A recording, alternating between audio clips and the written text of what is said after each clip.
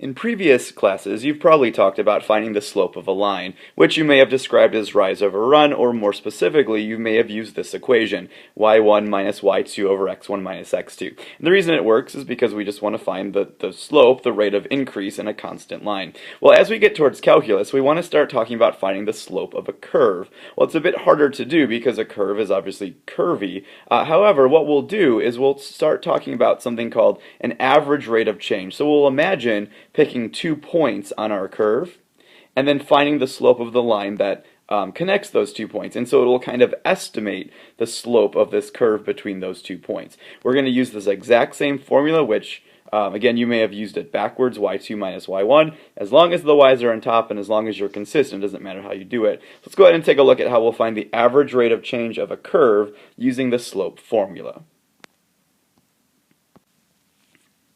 So let's find the average rate of change for this parabola, this quadratic equation, and let's start by finding the average rate of change between 2 and 5. Well, first thing to note, these are x values, and so what I want to do, I just want to get a real rough sketch of what this graph might look like, just to kind of visualize what's going on. So I don't know what this is going to look like. I mean, more or less, I know it's going to be a parabola, maybe something like this. And so what they're saying is pick 2 x values, maybe the point 2 when x is 2, maybe that's about here, and oops, maybe it's about there.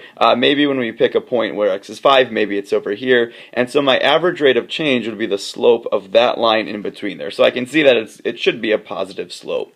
Well, all we need to do then is find 2 coordinates, and then I should be able to use my slope formula.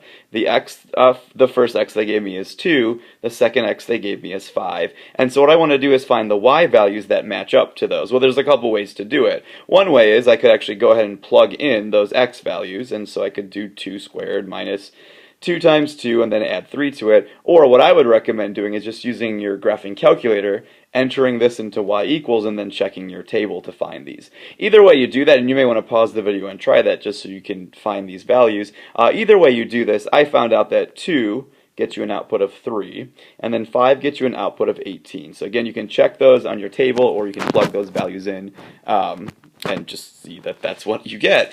So let's go ahead and take these 2 points then and do our slope formula to find the average rate of change. And so I'm going to do y1 minus y2, and again, it doesn't matter what order you subtract in as long as you're consistent. So I'll do my that order on top with the y's always on top. And then the bottom would have to be 5 minus 2 to finish slope.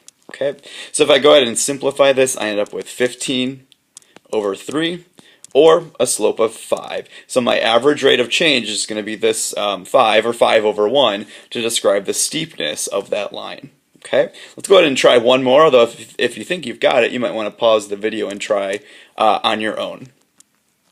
So this time we want to find the average rate of change between -2 and 0. And remember, those are x values. And so the first thing I'll need to do is find the y values that match up to those. You can plug those values in, the x values, into your equation, or use your calculator to check your table, and that would be a quicker way to do them. While you're doing that, or I guess I'll talk a little bit, although you could pause the video. Once again, I want to refer back to my sketch and kind of predict what's going to happen this time. When x is -2, maybe that's some point over here. When x is 0, that's got to be some point down here. And I can see that this time, the line connecting those 2 points should have a negative slope. My average rate of change should be negative. Okay, let's see if that turns out to be true. Hopefully by this point you found your y values. -2 gets you an output of 11, and 0 gets you an output of 3. So there are my 2 coordinates. We're going to go ahead and do slope formula, y1 minus y2 over x1 minus x2, and see what happens. So I'm going to do 11 minus 3 this time. My y's always go on top, but this time I decided to subtract in that order. Just make sure you're consistent and subtract the x's the same way. So -2 minus 0 would have to go on the bottom. This works out then to be an 8 over -2, or a slope of -4, which, as we predicted, did come up to be negative. So my average rate of change between those two values is going to be -4, or -4 over 1.